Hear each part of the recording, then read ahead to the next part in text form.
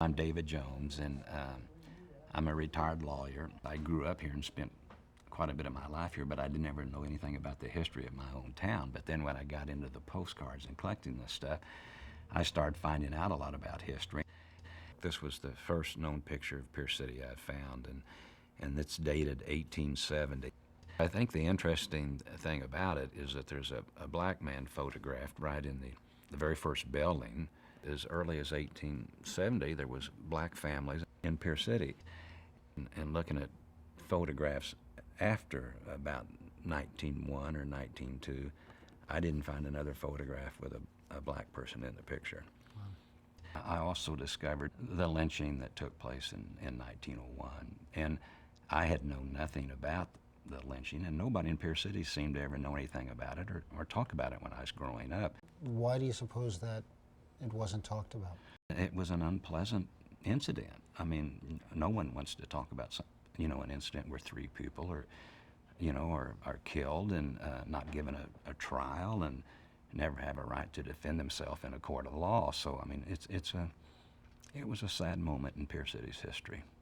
Now this picture is interesting because this is where Will Godley was lynched. The rioters or the mob, they lynched him here on this porch. The records show that once Will was lynched, that he was shot like many times with rifles.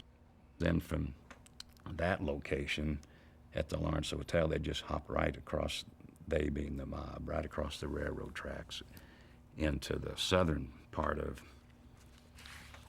Pierce City, right into the black community, and set afire all the homes. And then there were two other black leaders shot with rifles that had been taken out of the armory that night and killed. And then all these homes were burned, and there were 300 to 400 black family members either packed up that night and left or the next day.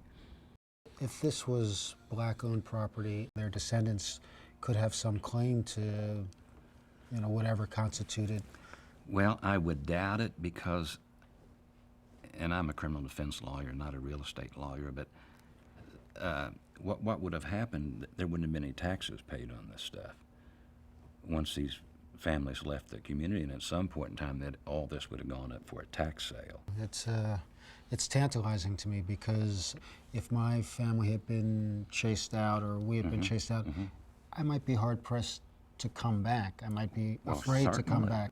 If there had been a family, say, involved that really had one to come back and pay their taxes, I mean, how would you prove it today? I mean, that's 100 years ago. Right. I mean, it was an obvious an injustice. Who do we blame for it? Right. We don't know. From 100 years ago, we had a mob out there.